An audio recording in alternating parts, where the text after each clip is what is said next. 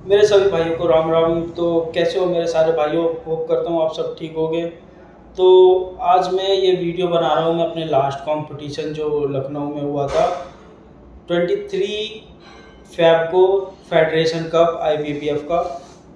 तो ये मेरा इस सीज़न का लास्ट शो था और इस शो में मैं जो पर्सनली जो भी चीज़ मेरे साथ हुई है वो मैंने वैसे तो ब्लॉग के थ्रू अपने यूट्यूब चैनल पे डाला हुआ है, तो आप देख सकते हो।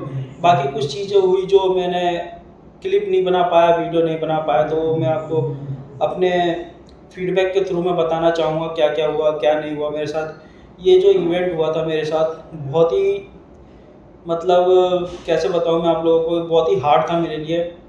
और काफ़ी चीज़ें गलतियाँ करी मैंने जिसकी वजह से मुझे लास्ट में काफ़ी पछतावा हुआ और इस वजह से मेरा परफॉर्मेंस भी काफ़ी ख़राब हुआ।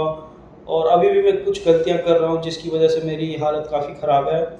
तो मैं आपको इसलिए बता रहा हूँ ताकि आप भी इन चीज़ों को, गलतियों को ना करें और मेरी जो मेरा एक्सपीरियंस है वो अपने थ्रू आप खुद को सुधारें। और इस दौरान हमारे एक भाई जो हैं केशव डेड़ा, उनकी डेथ हो चुकी है अभी 1-2 दिन पहले।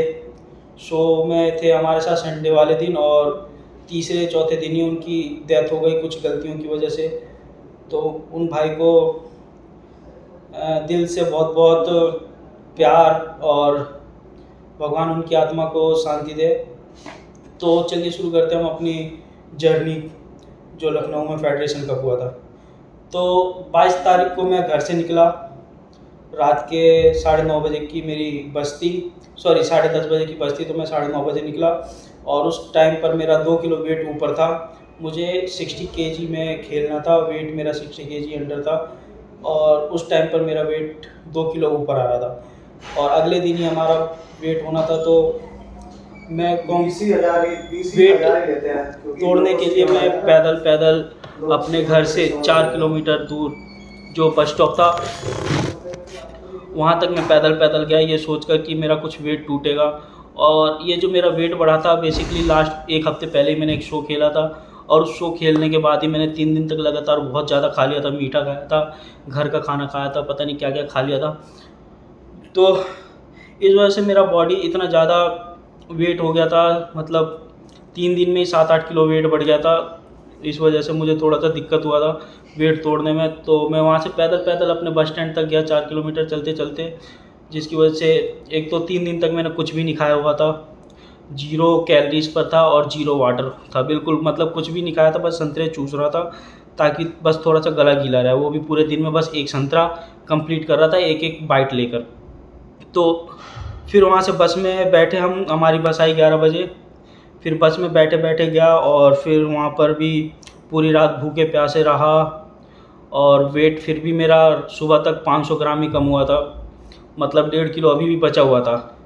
और हमारे पास टाइम था सिर्फ, मतलब सैटरडे को वेट था तो सैटरडे हम सुबह वहाँ उतर गए थे हम बस स्टैंड पे 7 बजे। फिर उसके बाद मैं वहाँ फ्रेश वगैरह हुआ, मुंह वगैरह धोया और फिर उसके बाद मैंने अपना वेट किया तो 1.5 किलो अभी भी ऊपर था। तो फिर वहाँ से मेरे एक दोस्त था लखनऊ में जिसके पास में ही घर था, तो वहाँ से मैंने अपने दोस्त को फ़ोन किया, उसके पापा आए, उन्होंने मुझे वेन्यू पर छोड़ा जहाँ पर हमारा वेट होना था। वहाँ पर जाने के बाद फिर से मैंने अपना वेट किया तो मतलब 1 किलो 300 ग्राम ऊपर था। तो टेंशन हो गई थी और कुछ देर बाद ही हमारा वेट होना था। तो 9:30 बजे मैं पहुँच गया था वेन्यू पर और हमारा जो वेट होना था वैसे टाइमिंग 10 बजे की थी, बट हुआ थोड़ा लेट था। तो आधा घंटा बचा हुआ था क्योंकि मेरे दिमाग में तो ये था कि 10 बजे हमारा वेट होना है। तो मैं खाली पेट 3 दिन तक बिना पानी के, बिना 0 कैलोरीज की, कुछ भी ना खाए पिए मैं अपना वेट तोड़ने के लिए रनिंग करने चला गया। तो 40 मिनट मैंने रनिंग करी वहीं बाहर रोड पर, और जिसकी वजह से मेरे थोड़े जॉइंट वगैरह भी दिक्कत थी और दिक्कत आई। और क्योंकि खाली पेट बिल्कुल बॉडी में एनर्जी ना होने की वजह से थोड़े से एंकल वगैरह में प्रॉब्लम हो गई और नी में भी थोड़ी सी प्रॉब्लम हो गई थी। फिर रनिंग करने के बाद भी मेरा कुछ यही 200-300 ग्राम कम हुआ, मतलब ले देकर लास्ट टाइम तक मैंने अपना इतना वेट तोड़ दिया था जैसे तैसे करके कि 200 ग्राम ही बचा था फिर लास्ट में। और जो हमारा वेट मशीन था उस पर करेक्ट 60 किलो तो मेरा आ गया था, बट जो फेडरेशन वालों का वेट मशीन था उस पर 200 ग्राम ऊपर ही आ रहा था मेरा, पता नहीं क्यों। और ये चीज़ मैंने उनसे बोला तो उन्होंने सुना नहीं मेरी बात। कोई बात नहीं। तो फिर मैंने वहाँ पे वेट किया और तो उन्होंने मुझे वापस भेज दिया, बोला कि या तो वेट तोड़ के आओ या फिर अपना बड़ी कैटेगरी में खेलो। तो 200 ग्राम लेकर बड़े कैटेगरी में खेलना मतलब बेवकूफ़ी वाली बात थी, क्योंकि वहाँ पे मैं बहुत छोटा दिखता, मसल मेरी छोटी छोटी दिखती और वहाँ बहुत बड़े बड़े लोग आते, क्योंकि मतलब जो 65 किलो वाला वेट लेकर आता वो लोडिंग वगैरह करने के बाद आराम से 67-68 हो जाता है वो, और मैं भी लोडिंग करके ज़्यादा से ज़्यादा 63-64 तक ही पहुँच पाता, इसलिए मैंने नहीं किया। तो फिर मैंने काफ़ी डायरेटिक्स वगैरह भी यूज़ करे थे वेट तोड़ने के लिए। तो जैसे तैसे मैंने अपना वेट वगैरह तोड़ा, काफ़ी चीज़ें करी, धूप में घूमा, धूप में चला, मतलब वहाँ पहुँचने के बाद मैं 1 मिनट भी रेस्ट नहीं किया। और उससे पहले भी मैंने काफ़ी 3-4 दिन तक बिल्कुल अपनी बॉडी को रेस्ट नहीं दिया था, इतना ज़्यादा एग्जॉस्ट हो चुका था, मेरा बॉडी थक चुका था, मतलब वेट तोड़ने के चक्कर में।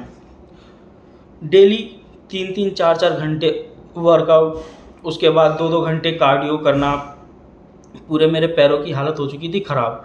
और लास्ट के डे में मतलब 3-4 दिन तक हमें करना होता है रेस्ट, ताकि हमारी मसल अच्छी से रिलैक्स हो जाए और हम अपनी पोजिंग वगैरह स्टेज पर परफॉर्मेंस अच्छे से कर सकें। पर वो चीज़ नहीं हो पाई, क्योंकि मैंने खुद को इतना थका लिया था वेट तोड़ने के चक्कर में कि कुछ भी नहीं हो पाया। तो वेट होने के बाद फिर मैंने अपनी लोडिंग वगैरह स्टार्ट करी, खाया पिया अच्छे से, ज़्यादा तो नहीं खा पाया, बट लास्ट में जब हमारा वेट हुआ था वो टाइमिंग कुछ 2 बजे के आसपास हुई थी।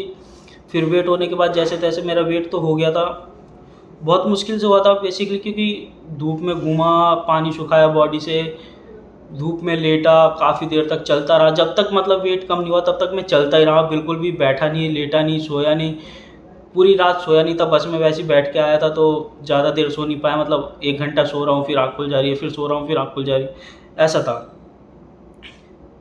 तो वेट होने के बाद फिर हम वहाँ पे अपना लंच हो रहा था, जो फेडरेशन की तरफ से ही प्रोवाइड हुआ था, तो हम फिर लंच वगैरह करने गए और फिर लंच वंच किया वहाँ पे। फिर मैंने पानी भी पिया था वेट होने के बाद, क्योंकि काफ़ी ज़्यादा बॉडी ड्राई हो चुकी थी, काफ़ी हालत ख़राब हो रखी थी।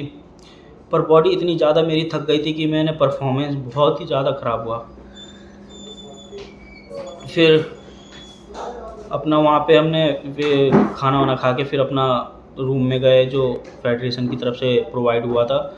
वहाँ पे पोजिंग वगैरह में प्रैक्टिस करी, तो मुझे समझ आया कि मेरे लेग इतने ज़्यादा थक चुके हैं कि अब फ्लैक्स ही नहीं हो रहे और मसल मतलब निकल के ही नहीं आ रही, मैं उसे होल्ड नहीं कर पा रहा था। तो यही चीज़ मेरी स्टेज में भी हुई थी, सेम प्रॉब्लम, जिसकी वजह से मेरी प्लेसिंग टॉप 5 में आई।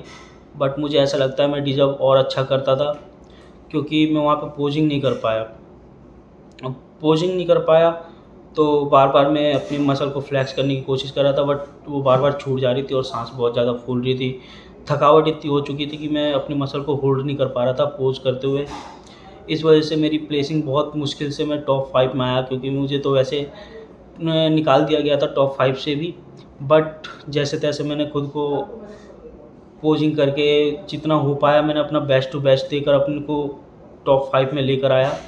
और यहाँ से फिर हम निकले खाते पीते हुए बस स्टॉप। फिर बस स्टॉप जाने के बाद हमें बस नहीं मिली, क्योंकि 3 बजे हमारा शो, मतलब मेरी कैटेगरी ख़त्म हो चुकी 3 बजे। तो उसके बाद हमने ऑटो पकड़ा, बस स्टॉप पे गए, तो सारी बसें काफ़ी महंगी थी जो आने वाली थी, और बाकी रात को थी वो भी बहुत महंगी बसें थी, और अपना बजट इतना था नहीं। तो वहाँ पे फिर हमें एक कार वाला मिला थोड़ी देर में, 1 घंटे बैठने के बाद। तो कार वाला 1000 रुपये लेकर हमें बोला कि दिल्ली छोड़ देंगे। तो वहाँ से हम कार में बैठे और फिर 25-30 किलोमीटर आगे आकर उसने लखनऊ के हाईवे पर उसकी हो गई कार ख़राब। फिर वहाँ से हम बैठे रहे, 1 घंटे तक इंतज़ार करते रहे, मैकेनिक बुलाया कार वार ठीक करने के लिए, बट काफ़ी टाइम हो रहा था। तो वहाँ से फिर हमें लिफ्ट लेना पड़ा, और फिर गाड़ी वाड़ी तो मिलती नहीं वहाँ से, बस नहीं मिलती, कैब वगैरह कुछ नहीं मिलती। तो हमें वहाँ से एक ट्रक वाला मिला जो अलीगढ़ की तरफ आ रहा था। तो हमने पकड़ा ट्रक, उनसे लिफ्ट ली 250-250 रुपये देकर। उसने फिर हमें सुबह 4 बजे अलीगढ़ छोड़ा, क्योंकि वो ट्रक था तो इतनी तेज़ चल नहीं पा रहा था और काफ़ी बड़ी ट्रक थी, वो 14 टायरों वाली थी। तो 3 बजे मतलब 5 बजे हम ट्रक में बैठे, फिर सुबह 3:30 बजे 4 बजे के आसपास हम अलीगढ़ उतरे थे। पूरी रात सोए नहीं, पूरे दिन सोए नहीं, खाया पिया नहीं था, बस चिप्स पिया था, चिप्स खाया था और रास्ते में बिरयानी वगैरह खा के निकल पड़े थे। फिर 4:30 बजे के आसपास हमें अलीगढ़ से बस के वेट करते करते, वहाँ भी बस नहीं मिल रही थी क्योंकि प्रयागराज का थोड़ा सा कुंभ का मेला चल रहा था, तो वहाँ से सारी बसें बुक चल रही थी और भरी हुई थी, तो वहाँ से बस भी नहीं मिली। आधा घंटा 1 घंटा वेट करने के बाद फिर वहाँ से भी हमें एक दूध की गाड़ी जा रही थी, वो नोएडा की तरफ आ रहा था, तो हम फिर दूध की गाड़ी पर बैठे, उसे 200 रुपये दिया। फिर सुबह 6:30 बजे हम पहुँचे नोएडा सेक्टर 62। फिर वहाँ से मैं आया घर, और घर आकर फिर मैंने आराम किया। और फिर उस दिन मैंने कुछ ज़्यादा ही खा लिया था, मीठा घर का खाना, रोटी सब्ज़ी, काफ़ी चीज़ें तले वली ऑयल वगैरह खाने की वजह से थोड़ा सा 1-2 दिन तक ठीक था, बट उसके बाद फिर मैं ज़्यादा खाते फिर उसके बाद काफ़ी ज़्यादा स्वेलिंग हो गई। आप देख रहे होंगे 2-3 दिन पहले कि मैं ये वीडियो डाल रहा हूँ, ये वीडियो में देखिए 2-3 दिन पहले संडे की है और आज है फ्राइडे। तो ये मेरा फेस हो रखा है और ये कंपटीशन का फेस था। तो इतनी ज़्यादा स्वेलिंग हो चुकी थी बॉडी में, और अभी भी है, काफ़ी ज़्यादा मीठा खाने की वजह से पैरों में बहुत ज़्यादा स्वेल हो रखा है। तो मैं आप लोगों को भाई यही बोलूँगा कि अगर आप कुछ ऐसा करते हो तो थोड़ा ध्यान रखें, खाने पीने पर थोड़ा सा कंट्रोल रखें, उल्टा सीधा ना खाएं, अपनी हेल्थ से मजाक ना करें, अपने गेम पे फोकस करते हो तो करते रहो, और ब्लड टेस्ट वगैरह कराने के बाद ही, सारी चीज़ें नॉर्मल होने के बाद ही करें। और हमारे केशव भाई डेढ़ा जो गलती करे थे वो आप ना करें। खाने पीने पर जब तक आपकी रिपोर्ट वगैरह नॉर्मल ना आए तब तक थोड़ा सा कंट्रोल रखें। जैसा आप कंपटीशन से पहले करते हो वैसा कंपटीशन के बाद भी थोड़ा डिसिप्लिन रहे, वरना प्रॉब्लम कभी भी कहीं भी कैसे भी आ सकती है। तो इस वीडियो को यहीं ख़त्म करते हैं, बाकी मिलते हैं नेक्स्ट वीडियो में। अगर आपको अच्छी लगी हो तो लाइक करें, सब्सक्राइब करें और हमारे साथ जुड़े रहें।